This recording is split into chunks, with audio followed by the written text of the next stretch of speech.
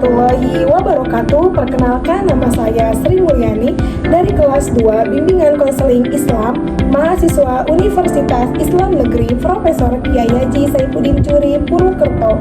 Di sini saya akan melakukan proses konseling individual menggunakan pendekatan psikoanalisis dengan berbagai teknik. Silahkan menonton. Assalamualaikum. Waalaikumsalam. Silakan duduk. Terima kasih, Bu. Bagaimana kabar kamu hari ini? Baik, Bu. Syukurlah, alhamdulillah. Sebelumnya perkenalkan, nama saya Sri Mulyani sebagai konselor di sini. Sebelumnya ini dengan Mbak siapa ya? Dengan Aminah. Oh, Mbak Aminah. Sebelumnya Mbak Aminah sudah pernah mengikuti kegiatan konseling, dan apakah Mbak Aminah tahu apa itu konseling? Belum, Ibu, karena saya baru pertama kali. Saya tidak tahu. Oh iya, baik. Saya jelaskan ya. Iya, monggo. Jadi sedikit saya jelaskan mengenai konseling ya. Nah, konseling itu adalah proses pemberian bantuan yang dilakukan konselor pada klien. Jadi, saya di sini sebagai konselor dan Mbak Aminah sebagai klien. Bisa dipahami, Mbak? Walah, bisa, Bu. Nah, kemudian di sini akan sedikit saya jelaskan mengenai proses-proses dalam konseling. Salah satunya adalah asas-asas yang harus kita taati bersama ya, Mbak. Di sini ada 3 asas. Nah, yang pertama yaitu asas kerahasiaan. Di sini Mbak Aminah tidak perlu khawatir untuk menceritakan semua hal yang dialami, karena di sini itu insya Allah dijaga kerahasiaannya. Nah, yang kedua, asas kesukarela. Jadi, Mbak Aminah ini datang ke tempat saya atas dasar keinginan sendiri atau bagaimana? Iya, atas keinginan sendiri, Bu. Baik, syukurlah jika seperti itu ya, Mbak. Dan untuk yang berikutnya yang harus kita taati yaitu asas keterbukaan. Jadi di sini Mbak Aminah untuk selalu terbuka kepada saya agar proses konseling yang kita lakukan berjalan dengan baik dan lancar. Baik, sudah saya jelaskan, apakah bisa dipahami? Iya, bisa, Bu. Baik, sebelumnya saya minta maaf untuk proses konseling, saya batasi 10-15 menit. Apakah cukup, Mbak? Iya, cukup, Ibu. Mudah-mudahan cukup ya, Mbak Aminah. Kalau misalkan ada yang kurang, nanti kita bisa diskusikan lagi di lain waktu. Nah, tadi kan Mbak udah tahu tentang apa itu konseling dan asas-asas konseling. Nah, kan di situ ada asas-asas keterbukaan, jadi Mbak harus terbuka ya, biar proses konselingnya juga rileks. Baik, Mbak Aminah bisa menceritakan kepada saya, silahkan. Bisa, Ibu. Saya trauma.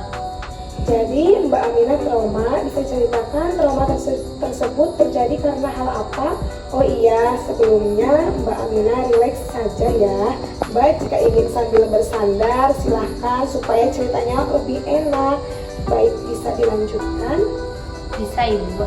Jadi, awal mula saya menjalani hubungan asmara dengan pasangan saya sudah sering berpesan kepada dia untuk selalu menjaga perasaan satu sama lain. Tetapi lambat laun tiba-tiba saya dikagetkan saat berpapasan dengan dia. Ternyata dia selingkuh dan memboncengnya wanita lain. Dan hal itulah yang membuat saya trauma, Bu.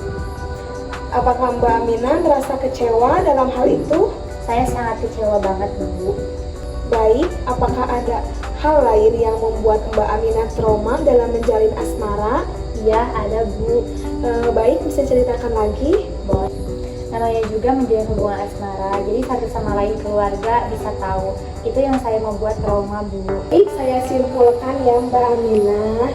Jadi untuk poin yang pertama yaitu sudah menjalin hubungan dengan serius dan tidak main-main, namun diselingkuhi. Nah, poin yang kedua yaitu permasalahannya sudah saling mengenal di antara kedua belah pihak, keluarga, dan sudah sangat dekat. Dalam kejadian tersebut, apakah Mbak Aminah mengalami dampak negatif? Iya, mengalami dampak negatif. Boleh diceritakan? Iya, boleh. Jadi pada suatu hari, banyak laki-laki yang ngedeketin saya, tetapi saya selalu menghindar karena kejadian itu takut terulang lagi, Bu. Oh, jadi Mbak Aminah sudah tahu dampak negatifnya ya? Iya, Ibu. Apakah Mbak Aminah punya keinginan untuk berubah? Ya pasti mau, jelas pasti saya mau Bu.